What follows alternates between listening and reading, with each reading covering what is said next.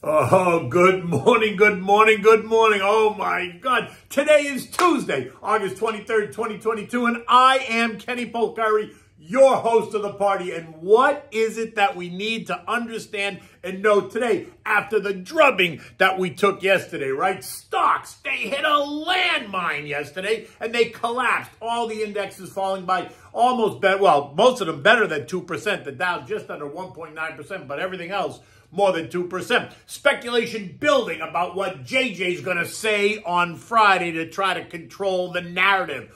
OPEC now suggesting that they are ready to defend the price of oil. We'll get to that in a moment. And Europe gets hit with another oil disruption as Vlad prepares also to shut down the Nord Stream 1 pipeline, which is a natural gas pipeline. But we'll talk about that in a second. And what do we have for dinner? We're having the charred sweet corn salad as a side dish to any meat, chicken, pork that you want to put on the grill. Anyway, stocks got smushed on Monday, right? Ouch. It hurts. The Dow falling 645 points or just under 2%. The S&P down 90 or 2.1%. The NASDAQ losing 325 or 2.6%. The Russell down 40 points or 2.1%. And the transports gave back 235 points or 1.5%. The action taking back $236 billion of the $7 trillion created over the last 6 weeks when we saw the market rally off those June lows on the assumption that the Fed would pivot. Something I have been sounding the alarm over as investors reconsider the reality of continued rate hikes and balance sheet reduction ahead of the Jackson Hole event this week. J.J. Powell due to take the stage on Friday morning, and while we may want him to tell us what the December decision is going to be, don't go betting the ranch on it, right? J.J. will not tell us what they will do in a month, other than to say that they're going to respond to upcoming macro data, they're going to continue to focus on inflation, and that they plan on ramping up the balance sheet reduction as outlined months ago. Period. The end. So you figure it out. Either you panic and you sell everything and you run for the door, or you take it in stride, positioning yourself for the coming hurricane, as JP Morgan CEO Jamie Dimon told us nearly 2 months ago. I mean, do you remember that? Actually, it was on June 1st, the beginning of the hurricane season here along the East Coast of the United States. And what's really interesting is that here in Florida, we haven't even had so much as a rainstorm of any significance over the summer. But rather, we've had sunny weather, and that's allowed for lots of outdoor action and a lot of fun. Much the same way stocks have acted over the same time period. Nothing but up, right? Nothing but sunny after the low seen on June 16th. But now it is the end of August, a typically choppy time for the markets and a choppy time for the East Coast. And that makes me ask, are we looking at storm clouds ahead in the markets the same way that it's predicted we're about to get hit by storm after storm, right? Big hurricanes here in September and October along the East Coast, right? Are you connecting these dots? Do you see kind of how I made that work, that analogy, the storm in the markets and the storm in along the East Coast? Okay, whatever. Look, the Fed has launched a tightening phase. You can feel the turbulence building, right? After being ignored over the past 6 weeks. Much like you can feel the hurricane building, right? First, it starts with the models on the weather stations, and then the prediction of the path of the storm, and then the churning of the ocean, and the dark clouds overhead, and then bam, the storm hits. Boats get blown over, some sink while others are pulled out of the marina, and others are still taken down to Fort Lauderdale to ride it out. And so stocks will do the same. First, it's the speculation about what will happen. Then the predictions of the path of that model. Then estimate revisions to earnings reports and cautious forward guidance. All stuff that has happened over the past 4 weeks. And then the weakening economic data, all while inflation gets fed by massive government spending, causing the Fed to ramp up the rate of hikes, and that causes all kinds of atmospheric reactions, and stocks sell off. Some getting destroyed in the storm, while others manage to stay afloat, right? It's all a bit dramatic, I know, but you know me, I'm all about the drama. Anyway, it makes it more fun. In any event, it is what it is, and stocks sold off yesterday, leaving some wounded, while others who were positioned for the move, less so, right? If you're kind of expecting this and you kind of set yourself up, then you maybe get hurt a little bit less, but we can talk about that. In any case, nobody should be surprised if the tone for next year starts to change, because everyone expects rates to continue to rise through at least this year end. And while some of us continue to price in hikes in the new year, myself included, Fed fund futures have been pricing in rate cuts by the spring of 2023 because the thinking went that a recession would force the Fed to cut rates as they attempted to navigate a soft landing, something I don't think is achievable at this moment. I'd be very surprised now if the Fed could even achieve anything remotely considered a soft landing. Anyway, think about it. Rate cuts in 9 months? Is someone kidding me? Inflation is running at 8.5% and likely to go higher before it goes much lower. Now, look, it might go a little bit lower in September, right? We might get on that CPI report that comes on the 13th, but then I think it turns up once again as we move into the late fall, early winter, and that is going to prove to be the next challenge for the Fed.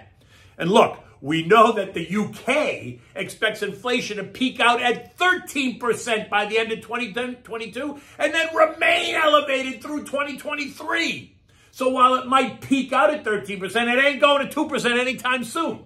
And that is true here in the States as well. While it may peak out at what I think is going to be closer to 10%, but even if it's 8%, it ain't going anywhere near 2% anytime soon, right? That's 4 times greater than what the Fed is aiming for right now at 8.5%. So strap in and get ready. Everything yesterday got slammed except the contra trades and maybe a couple of Chinese names after the People's Bank of China cut interest rates. The SPXS, which is the Direction 3 times leveraged short trade, gained 6.3%.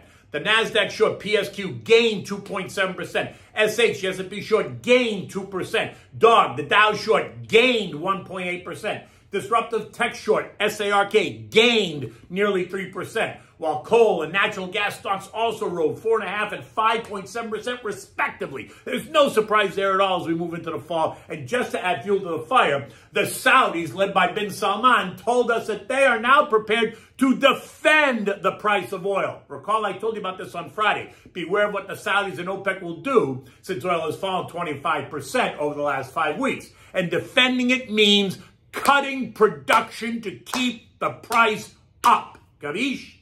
Recall that we discussed how August and then in the early fall can be an unpredictable and nervous time for investors and the markets, right? Jackson Hole this year is only adding even more drama as investors took stocks higher all summer long on the belief that the Fed was going to back off, leaving the Fed in a position to try to rein in all the excitement now. Mixed messages out of varying Fed members all summer led to this move, and now we look towards JJ to set the record straight, which is actually funny because he and the Fed are at least 70% responsible for why we're even where we are, right, with inflation at 40-year highs, because they ignored it back in 2021, and a recession is just on the horizon, if not already here, right? We can argue about that. I think it's here. You think it's coming. Either way, it doesn't make a difference because it's coming. Treasury yields rose across the curve but remain inverted for 9 weeks now. So for anyone suggesting we can avoid a recession, you should rethink your thoughts. History is going to prove you wrong. But you keep telling yourself it's all good. The administration, along with all the investment banking partners, all trying to convince us that if we get a recession, it won't be until late 2023. Come on, I say. Late 2023? Are you kidding me? Okay. Oil. Yesterday it closed at $90.45 a barrel, and this morning it's up $1.60 or 1.8% on the back of those Saudi comments about defending the price of oil. Gold closed last night at $17.48 an ounce. And today it's up $5, trading at $17.53 as the dollar index backed off just a bit, right? Remember, dollar commodities and gold and dollar have an inverse relationship. But I think it's temporary because if the Fed remains aggressive with interest rate hikes, then expect the dollar to rally, and that's going to put continued pressure on gold until we get a bit more clarity, hopefully on Friday, but maybe not. Gold is going to remain in the $1,700, $1,800 trading range. I think if inflation continues, gold will then rally if they can't get control of inflation. U.S. futures are bouncing a bit higher this morning, and that's absolutely nothing to be surprised about after the beating they took yesterday.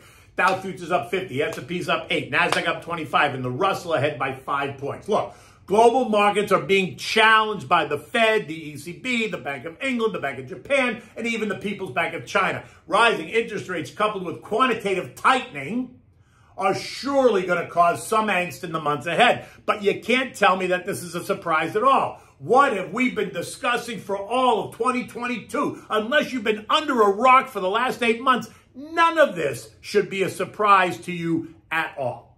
Eco data today includes the S&P U.S. manufacturing PMI reading of 51.8, trending lower towards neutral. Services PMI of 49.8, which is in contractionary territory, both suggesting a weakening U.S. economy. The Richmond Fed survey of -4. And new home sales, consensus expects a decline of 2.5%. But the horse whisperer warns that it could be worse. In fact, home builders, think Toll, Lennar, KB Homes, etc., are all cutting prices while offering incentives. Things like upgrades that would have cost you thousands of dollars last year are now being thrown in to entice buyers to step up and buy the house. In addition, we're learning that 21% of current homes on the market for sale have seen price cuts in July. And we'll likely see more cuts as mortgage rates rise, right? The Fed's going to raise rates in September, and mortgage rates are going to continue to inch higher. In Europe, stocks are mixed. Nothing dramatic, right? The UK's down about 0.5%, but Italy's up 0.8%. Everything else is somewhere in between. Investors in Europe are now dealing with a damaged pipeline system that runs through Kazakhstan, through Russia, and into Europe, right? That's now disrupted another source of oil. Add in the 13% spike in natural gas prices after Vlad announced the unscheduled shutdown of the Nord Stream 1 pipeline that begins next week, and you have an energy disaster brewing. And then we learned that August flash PMI for the Eurozone revealed a contraction in business activity for the second straight month as rising inflation, economic slowdowns, and the ongoing war in Ukraine weigh on investor appetites and weigh on the investor psyche, right? The S&P last night ended the day at 4137, down 90 points, but off the lows of 4129. Now look, as noted, last week we kissed resistance and we failed, and now the action yesterday took us within a chin hair of the trendline support at 4100. And while I did say that we were sure to test it, I didn't think it was going to happen yesterday. In any event, we came close, and that just sets us up to want to test it even more to see if buyers are willing to defend it as we move into Friday's Jackson Hole Summit and then the turbulent September and October timeframe. Right now, the trend lines, and they change daily, right, depending on the market action, show actual support at 4,090 and actual resistance at 4318. So you can see it moves from 4,143 to 4,090 and 4318, right? And that will continue to happen daily as stocks trade. And anyway, what do we have for dinner tonight? So we're having this charred sweet corn and quinoa salad. So it's not dinner, but it's a great side dish. You can use it with any grilled meat you have, chicken, pork, steak, whatever. I had this on Sunday night. Remember that dinner I told you I went to? And my dear friend Jamie D whipped this up. She's great. Love Jamie D. It was simple to make and delicious to eat. You can use it as a side dish with any grilled meat, like I said, steak, pork, or chicken. We had it with ribeyes and filet mignon and sirloin. It was delish. Anyway, for this, you need the quinoa, right? So cook about 1 cup of quinoa according to the instructions. When it's done, take it off the stove, take it off the stove, let it rest a little bit, and then fluff it up with a fork, and then just set it aside as it's waiting. Now, while that's happening, you're also going to need bell peppers. You need corn on the cob, avocado, salt and pepper, olive oil, butter. Now, you need one of Manchego cheese, cotija cheese, or even feta cheese, but just one. Don't mix them. Use one or the other. You need the juice of 2 limes. You need some honey. The recipe also calls for cumin, which I don't like, so I didn't use it. We didn't use it. She didn't use it. But you can go for it. And a bit of cilantro. But don't overdo the cilantro because it can be strong, right? So it's always better to go light, and then you can add more if you want. Capiche? Now, light the grill. Husk the corn, and then brush the corn with butter and salt. Wrap it in foil, and then place it on the grill. Grill it on medium heat for about 20 minutes or so, making sure to turn the corn to get all the kernels cooked evenly. When it's done, remove it, let it cool a little bit, and then unwrap it, and then carefully cut the kernels off the cob with a sharp knife, and then set them aside. While the corn is cooking, you want to dice up some green, yellow, and orange bell peppers, maybe red bell peppers. Add it to a saute pan with some olive oil and saute those little diced up pieces for 15 or 20 minutes on medium heat. Now you're going to take the corn, you're going to add that to the peppers on the saute pan, right? Mix it all up just so that it gets all nice and marinated together. Now, remove it from the heat. You want to add this to the quinoa, right? And then you want to add whatever cheese you pick, and then a little bit of cilantro. Mix it well. Now you're going to make the marinade. You're going to need a third of a cup of olive oil. You need the lime juice. You need 2 cloves of sliced garlic, 1 teaspoon of honey, salt and pepper. And if you're using the cumin, here's where you'd add it now, like a quarter of a teaspoon, no more. Whisk it all together and then pour it over the quinoa and the corn, right? Mix it well. And then slice the avocados and put them on top and then serve it. You can serve this room temperature. You can serve it chilled. Either way, it's fine. One way or the other, it's a great a summer side dish, and as summer's drawing to a close, you know, we got this weekend and we got Labor Day weekend, so put this on your menu. You should try it. It is really, really delicious. In any event, you can see it's still dark outside. It's getting a little bit lighter now as the sun's starting to come up, and I'm kicking this day off. In any event, it's sure to be another exciting day today. Until tomorrow, take good care.